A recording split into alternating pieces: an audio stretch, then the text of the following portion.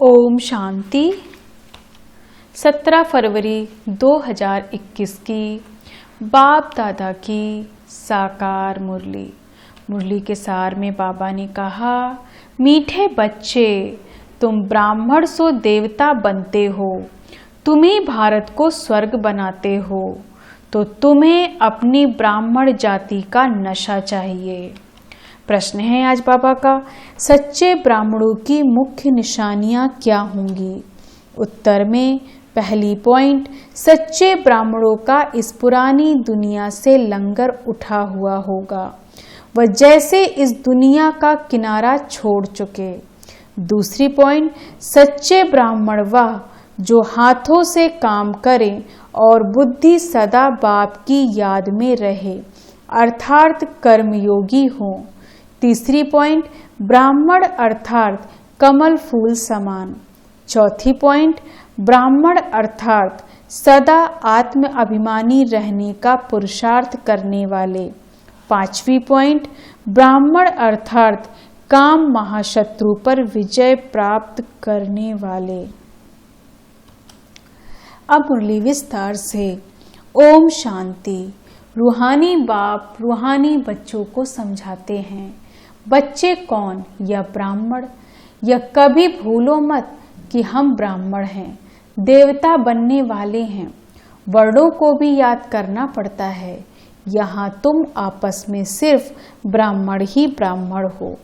ब्राह्मणों को बेहद का बाप पढ़ाते हैं, या ब्रह्मा नहीं पढ़ाते हैं, शिव बाबा पढ़ाते हैं ब्रह्मा द्वारा।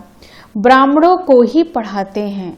शूद्र से ब्राह्मण बनने बगैर देवी देवता बन नहीं सकेंगे।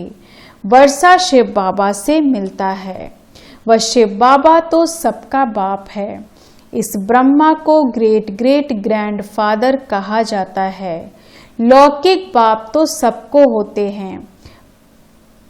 पारलौकिक बाप को भक्ति मार्ग में याद करते हैं। अब तुम बच्चे समझते हो, यह है अलौकिक बाप जिनको कोई नहीं जानते। भल ब्रह्मा का मंदिर है, यहाँ भी प्रजापिता आदिदेव का मंदिर है।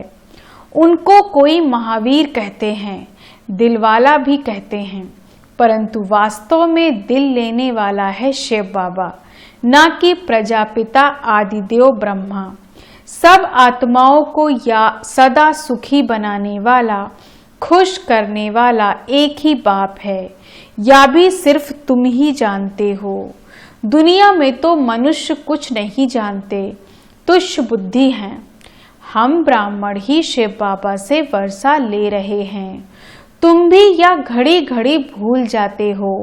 याद है बड़ी सहज, योग अक्षर सन्यासियों ने रखा है।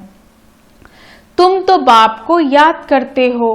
योग कॉमन अक्षर है, इनको योग आश्रम भी नहीं कहेंगे। बच्चे और बाप बैठे हैं। बच्चों का फर्ज है बेहद के बाप को याद करना। हम ब्राह्मण हैं, दादे से वर्षा ले रहे हैं ब्रह्मा द्वारा। इसलिए शिव बाबा कहते हैं, जितना हो सके याद करते रहो। चित्र भी भर रखो कि याद रहेगी। हम ब्राह्मण हैं, बाप से वर्षा लेते हैं। ब्राह्मण कभी अपनी जाति को भूलते हैं क्या? तुम शूद्रों के संग में आने से ब्राह्मणपना भूल जाते हो। ब्राह्मण तो देवताओं से भी ऊंच है, क्योंकि तुम ब्राह्मण नॉलेजफुल हो। भगवान को जानी जानन हार कहते हैं ना, उसका भी अर्थ नहीं जानते। ऐसे नहीं कि सबके दिल में क्या है वह बैठ देखते हैं, नहीं, उनको सृष्टि के आदि मध्य अंत का नॉलेज है। वह बीज रूप है, झाड़ के आदि मध्य अंत को जानते हैं। तो ऐसे बाप को बहुत याद करना है। इनकी आत्मा भी उस बाप को याद करती है। वह बाप कहते हैं, या ब्रह्मा भी मुझे याद करेंगे तब यह पद पाएंगे। तुम भी याद करेंगे तब पद पाएंगे। पहले पहले तुम अशरीरी आए थे, फिर अशरीरी बनकर वापस जाना है, और सब तुमको देख दुख देने वाले हैं। उनको क्यों याद करेंगे? जबकि मैं तुमको मिलता हूँ, मैं तुमको नई दुनिया में ले चलने आया हूँ। वहाँ कोई दुख नहीं है, वह है दैवी संबंध। यहाँ पहले पहले दुख होता है स्त्री पुरुष के संबंध में, क्योंकि विकारी बनते हैं। तुमको अब मैं उस दुनिया का लायक बनाता हूँ जहाँ विकार की बात नहीं रहती। यह काम महाशत्रु गाया हुआ है, जो आदि मध्य अंत दुख देता है। क्रोध के लिए ऐसे नहीं कहेंगे कि यह आदि मध्य अंत दुख देता है। नहीं, काम को जीतना है, वही आदि मध्य अंत दुख देता है, पतित बनाता है। पतित अक्षर विकार पर लगता है। इस दुश्मन पर जीत पानी है।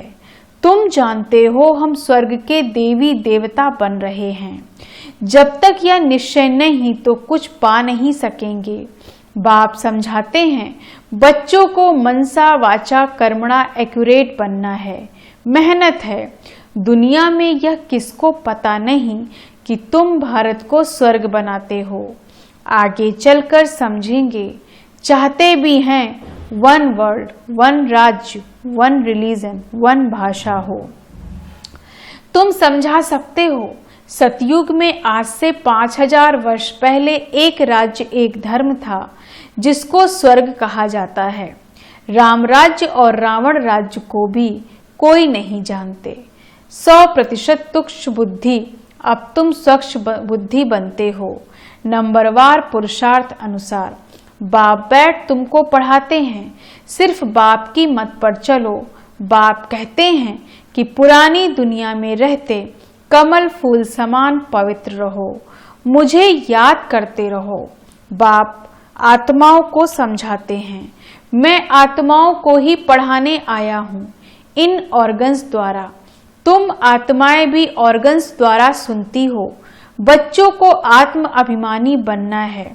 यह तो पुराना छीछी शरीर है।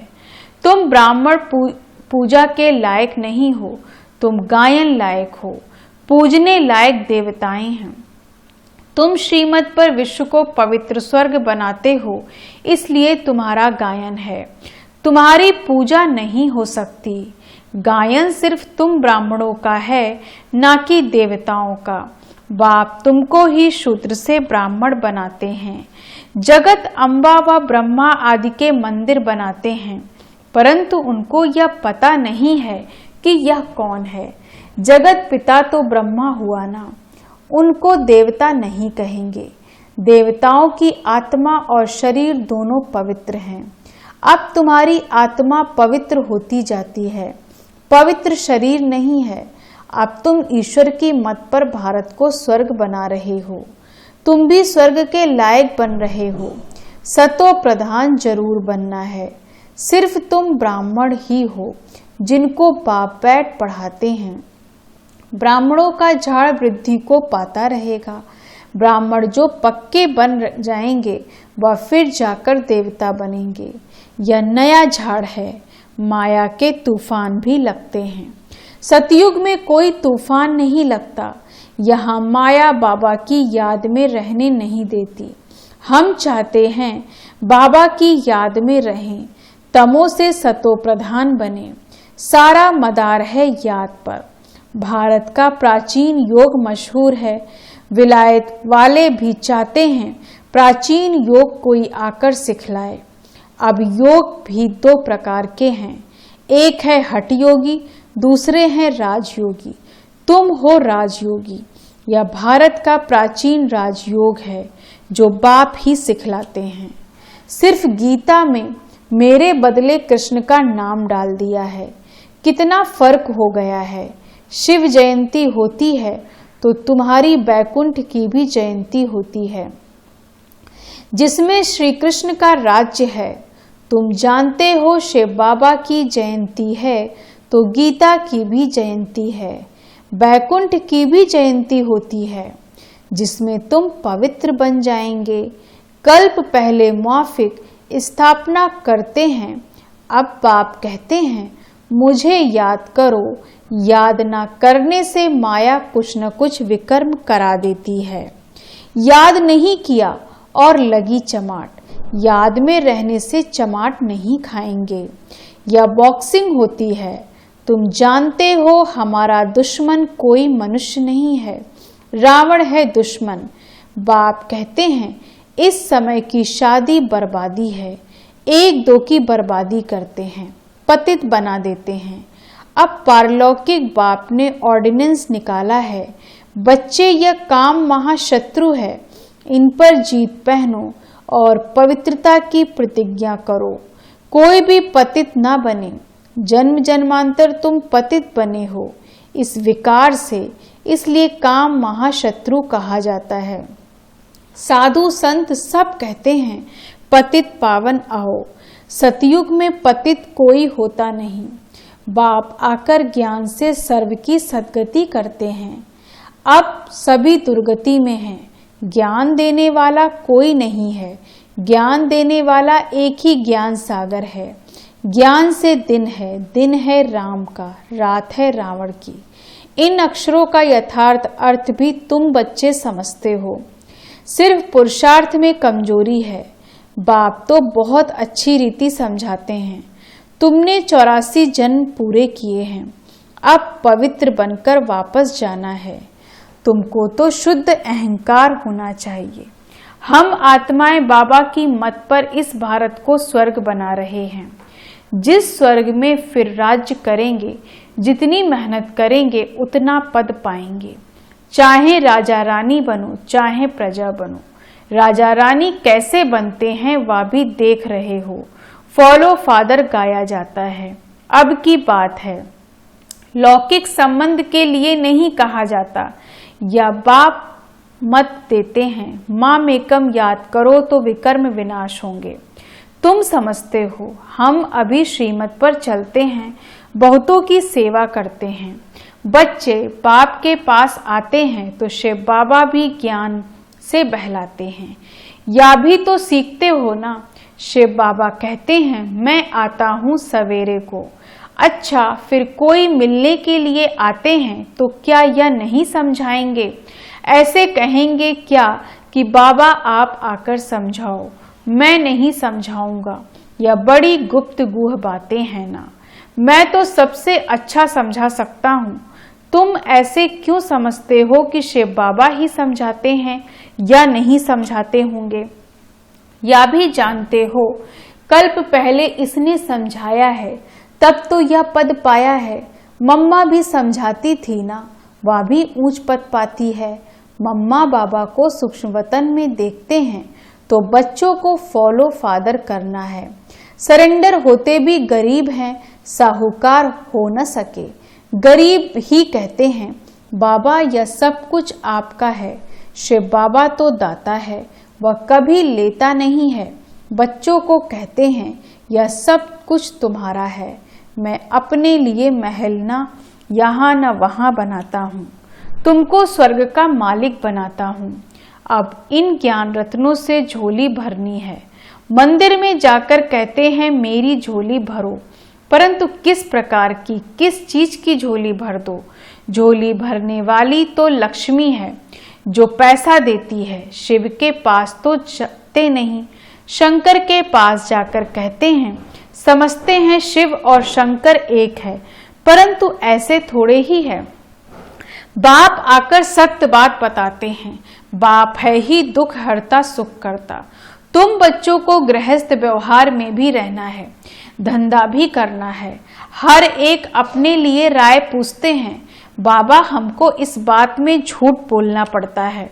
बाप हर एक की नब्ज देख राय देते हैं, क्योंकि बाप समझते हैं मैं कहूँ और कर न सके, ऐसी राय ही क्यों दूं। नब्ज देख राय ही ऐसी दी जाती है जो कर भी सके। कहूँ और करे नहीं तो ना फरमान बरदार की लाइन में आ जाए। हर एक का अपना अपना हिसाब किताब है। सर्जन तो एक ही है, उनके पास आना पड़े वह पूरी राय देंगे। सबको पूछना चाहिए बाबा इस हालत में हमको कैसे चलना चाहिए, अब क्या करें? बाप स्वर्ग में तो ले जाते हैं, तुम जानते हो हम स्वर्गवासी तो बनने वाले हैं, अब हम संगमवासी हैं। तुम अब न नरक में हो न स्वर्ग में हो। जो जो ब्राह्मण बनते हैं उनका लंगर इस छीछी दुनिया से उठ चुका है। तुमने कलयुगी दुनिया का किनारा छोड़ दिया है। कोई ब्राह्मण तीखा जा रहा है याद की यात्रा में, कोई कम, कोई हाथ छोड़ देते हैं अर्थात फिर कलयुग में चले जाते हैं। तुम जानते हो खिवैया हम अब ले जा रहा है। यात्रा तो अनेक प्रकार की है, तुम्हारी एक ही यात्रा है, यह बिल्कुल न्यारी यात्रा है। हाँ, तूफान आते हैं जो याद तो तोड़ देते हैं। इस याद की यात्रा को अच्छी रीति पक्का करो, मेहनत करो। तुम कर्मयोगी हो, जितना हो सके हद काटे दिल यार्डे। आधा कल्प तुम आशिक माशूक को याद करते आए हो। बाबा यहाँ बहुत दुख है, अब हमको सुखधाम का मालिक बनाओ। याद की यात्रा में रहेंगे तो तुम्हारे पाप खलास हो जाएंगे। तुमने ही स्वर्ग का वर्षा पाया था, अब गंवाया है। भारत स्वर्ग था तब कहते हैं प्राचीन भारत। भारत को ही बहुत मान देते हैं, सबसे बड़ा भी है सबसे पुराना भी है।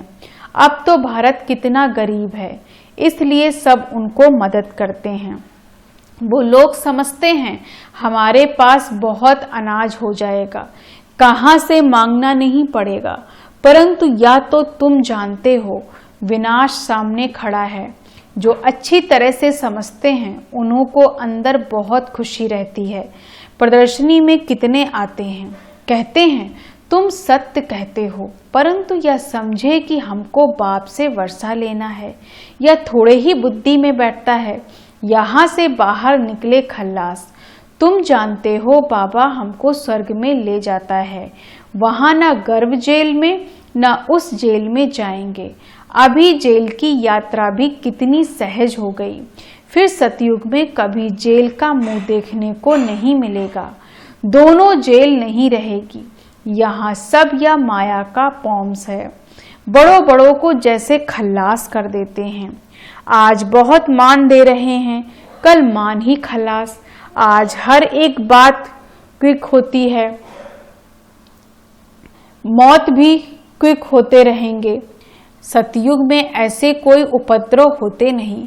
आगे चल देखना क्या होता है, बहुत भयंकर सीन है। तुम बच्चों ने साक्षात्कार भी किया है। बच्चों के लिए मुख्य है याद की यात्रा। अच्छा, मीठे मीठे सिक्की लदे बच्चों प्रति माता पिता बाप दादा का याद प्यार और गुड मॉर्निंग। रूहानी बाप की रूहानी बच्चों को नमस्ते। हम रूहानी बच्चों की रूहानी बाप दादा को गुड मॉर्निंग, नमस्ते नमस्ते नमस्ते। धारणा के लिए मुख्य सार, पहली पॉइंट, मनसा वाचा कर्मणा बहुत बहुत एक्यूरेट बनना है। ब्राह्मण बनकर कोई भी शूद्रों के कर्म नहीं करने हैं। दूसरी पॉइंट, बाबा से जो राय मिलती है उस पर पूरा पूरा चलकर फरमानबरदार बनना है। कर्मयोगी बन हर कार्य करना है। सर्व की झोली ज्ञान रत्नों से भरनी है। वरदान है आज बाबा का, अमृत वेले के महत्व को समझकर यथार्थ रीति यूज करने वाले सदा शक्ति संपन्न भव। अमृत वेले के महत्व को समझकर यथार्थ रीति यूज करने वाले सदा शक्ति संपन्न भव। विस्तार से, स्वयं को शक्ति संपन्न बनाने के लिए रोज अमृत वेले तन की और मन की सैर करो। जैसे अमृत वेले समय का भी सहयोग है, बुद्धि सतो प्रधान स्टेज का भी सहयोग है, तो ऐसे वरदानी समय पर मन की स्थिति भी सबसे पावरफुल स्टेज की चाहिए। पावरफुल स्टेज अर्थात बाप समान बीज रूप स्थिति। साधारण स्थिति में तो कर्म करते भी रह सकते हो, लेकिन वरदान के समय तो यथार्थ रीति यूज करो तो कमजोरी समाप्त हो जाएगी। स्लोगन, अपने शक्तियों के खजाने से शक्तिहीन परवश आत्मा को शक्तिशाली बनाओ। अपने शक्तियों के खजाने से शक्तिहीन परवश आत्मा को शक्तिशाली बनाओ। ओम शांति। धन्यवाद बाबा, धन्यवाद।